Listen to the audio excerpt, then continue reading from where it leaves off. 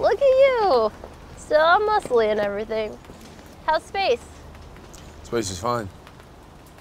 What's the one movie that Marvel tries to make us forget? Who are the characters that are coming back? Let's take a look back at the characters, actors, and storylines that Marvel left behind. First on our list is the first actor to ever be recast in the MCU. We're of course referring to Terrence Howard, the original War Machine. Well, technically he was only the original Rhodey, but he did look at the suit and say, "Next time, baby." Little did he know that the next time Baby Rhodey showed up in Iron Man 2, he would be played by Don Cheadle. Now, let's not forget, this technology was developed by Tony Stark. Why did this happen? Marvel has never commented officially, but rumors originally published by Entertainment Weekly put forward that Howard was offered a drastic pay cut for Iron Man 2 in an attempt to get him to quit. Jon Favreau was unhappy working with Howard and wanted to minimize his role in the sequel. Instead, Marvel cut his fee hoping that Howard would decline and they would recast. Throughout his career, Howard has been followed by legal issues, including several allegations of domestic violence. Next up is Hugo Weaving, who you may know best as Agent Smith from the Matrix films. Weaving played Red Skull in Captain America: The First Avenger. In an interview with the Baltimore Sun in 2011, Weaving discussed how he thought being a celebrity only gets in the way of being a great actor. He said this is why he likes to play characters who require heavy makeup, like Red Skull, V from V for Vendetta, or any of his characters from Cloud Atlas. It seems he was telling the truth. Red Skull did not return in the MCU for 7 years, and when he did, Weaving wasn't playing him. Instead, he was played by impressionist Ross Marquand. Moving on, we have to discuss poor old Deathlock. Deathlock was an obscure Marvel character who debuted in the 70s and developed a cult following. A reanimated soldier brought to life in the futuristic year of 1990, Deathlock is a good man fighting against the programming of the evil technology used to revive him. RoboCop-esque in origin, Deathlock could have made a great movie, and despite his middling popularity, a Deathlock script was in the works during the 90s. The film never materialized, however, and Deathlock fans were left without hope. That is, until Agents of S.H.I.E.L.D. came along. In the pilot episode of the MCU set series, a man named Mike Peterson is granted superhuman powers and begins to lose his mind. Later, after being kidnapped by Hydra and implanted with cybernetic parts, Mike is revealed to be the MCU version of Deathlock. But after being introduced in the pilot and serving as a big part of Season 2, Deathlock's subsequent appearances have been sporadic and disappointing. While Marvel may forget about a character every once in a while, it's hard to beat the time that they folded in half of their entire universe. The Marvel Netflix shows, known collectively as the Defenders or sometimes the Marvel Knights, never fully fit in with the rest of the MCU. Even the network TV shows had characters from the films. While the Netflix shows would occasionally reference the Battle of New York or the Avengers, they always felt like a pretty separate thing. This reached a head in 2016, when Alfre Woodard played the character of Mariah Dullard on Luke Cage, and then a few months later played a completely different character in Captain America: Civil War. The axe finally came down earlier this year when Netflix began canceling all of its Marvel shows, including Daredevil, Jessica Jones, The Punisher, and Luke Cage. The reasons for this aren't completely clear, though there are some obvious possibilities. Most likely is that Disney does not want any Marvel content on streaming platforms as they prepare to launch Disney Plus. Getting back to the movies, we have one of the few Marvel villains to survive their first film, Justin Hammer. Even Marvel fans will acknowledge that Marvel is notorious for its disposable villains. Usually these characters, like Aldrich Killian or Malekith the Accursed, and yes, those were both real, are dispatched by the heroes at the end of their first films. This even happened to a critically acclaimed villain, Killmonger, and though Thanos survived 2 movies, Marvel made up for it by getting rid of him twice in Endgame. When a villain survives, however, they are usually marked as important and then brought back multiple times. Heck, even some villains who didn't survive, like Alexander Pierce, are brought back with time travel shenanigans. So when a villain does survive and isn't brought back, it raises eyebrows. Justin Hammer, the energetic arms dealer played by Sam Rockwell in Iron Man 2, is one such case. Arrested at the end of the film, Hammer has only reappeared once, in a short film entitled All Hail to the King, where a cameo reveals him with a new lover in prison. Who knows, now that Rockwell's star has risen a little bit, maybe it will soon be Hammer time once again.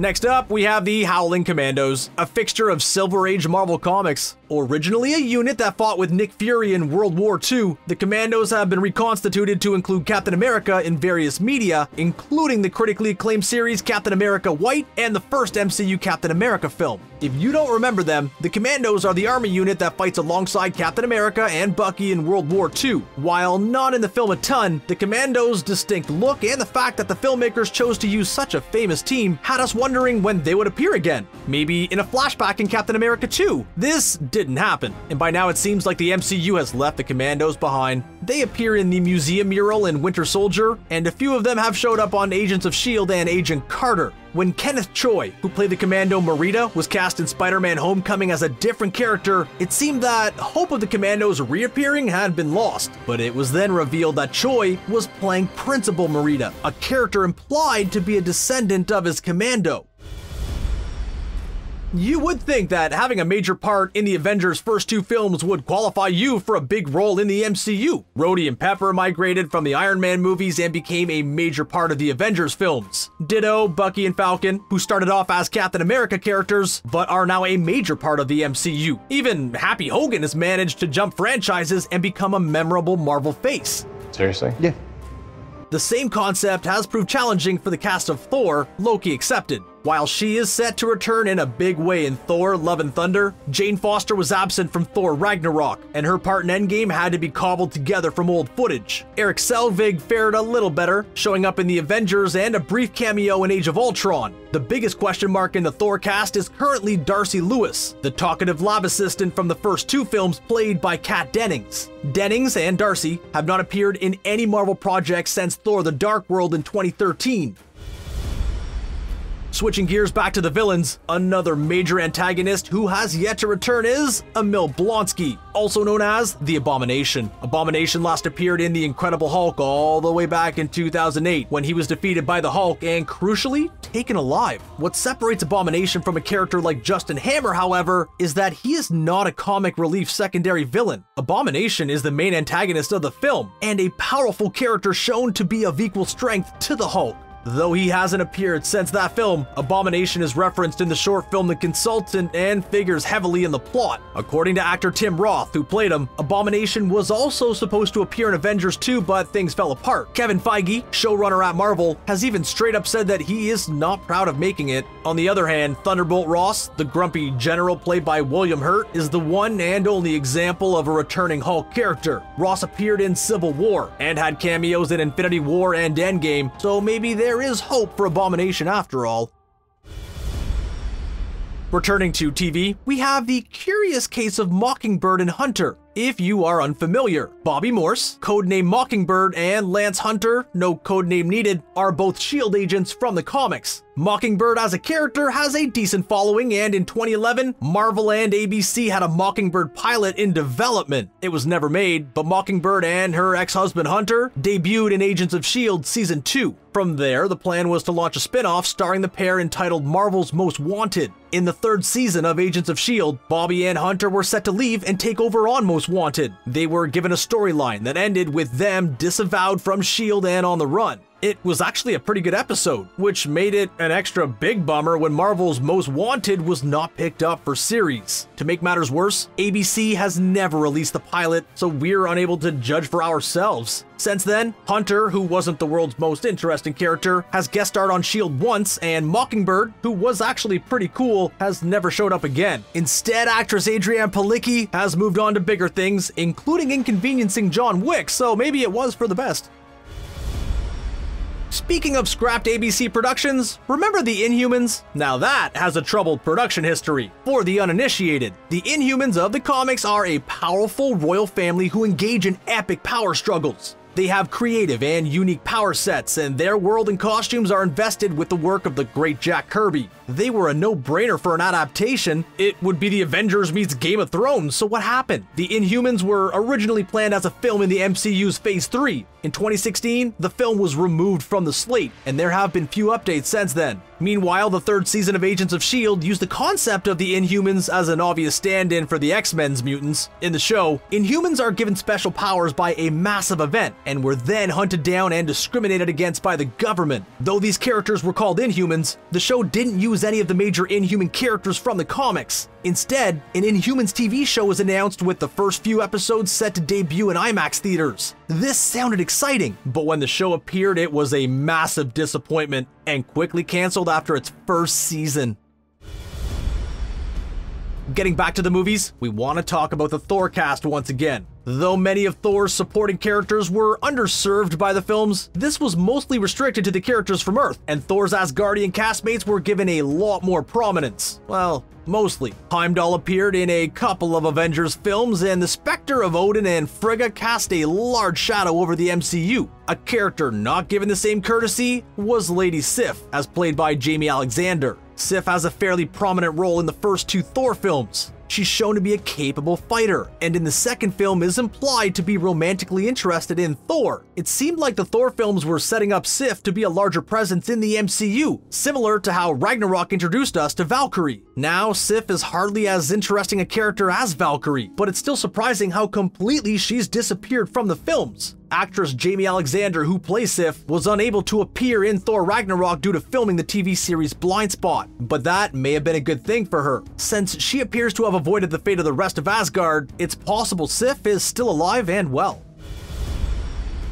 Jumping on back to the Incredible Hulk, there may be a few even more confusing omissions than the Abomination. First is the leader, aka Samuel Stearns, a scientist character played by Tim Blake Nelson. In the film, Stearns is an online friend and confidant of Bruce Banner, who claims to be helping him find a cure for the Hulk. When given the chance, however, Stearns steals some of the Hulk's blood, only to accidentally mutate himself. The leader is a major presence in the Hulk comics, and his ambiguous exit from the film definitely felt like a sequel tease, but with the MCU's hesitation to even reference the Incredible Hulk, plus how long it's been, it seems less and less likely that we will see Stearns again. It's a real shame too. Tim Blake Nelson is a very good actor, and would bring a really interesting quality to an evil genius like the leader.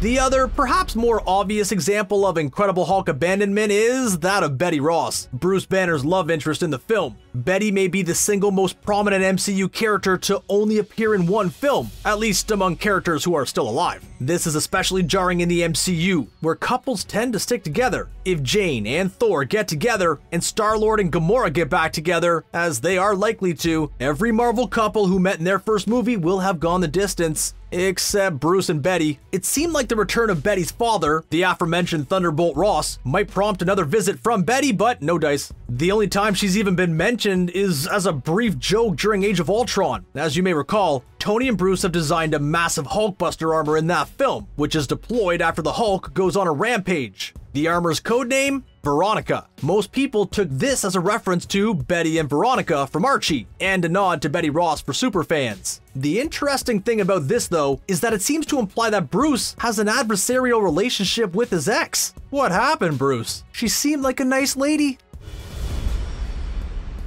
Dipping back over to Asgard, we can't talk about abandoned characters without talking about the Warriors 3. Like the Howling Commandos in Captain America, the Warriors 3 seem like they would be a big part of the Thor series and the MCU in general. With a sizable role in the first Thor and an even bigger one in Thor the Dark World, it seemed like the Warriors 3 were headed for big things. But Asgard wasn't a big part of Phase 2 or the first half of Phase 3, and most people had forgotten about the Warriors 3 by the time Ragnarok rolled around. When it did, the three were quickly and unceremoniously dispatched by Hela in the opening act. Fandral, the blonde Errol Flynn-looking warrior, is an interesting case study in this. Played by Joshua Dallas in the first Thor film, Fandral was recast with Shazam star Zachary Levi in the second. The MCU doesn't recast often, so this should have been a big deal, but even big Marvel fans didn't seem to notice. Still, Levi is now one of the few actors to appear in both the MCU and DCEU, and we would guess he's far more fulfilled by the part in Shazam.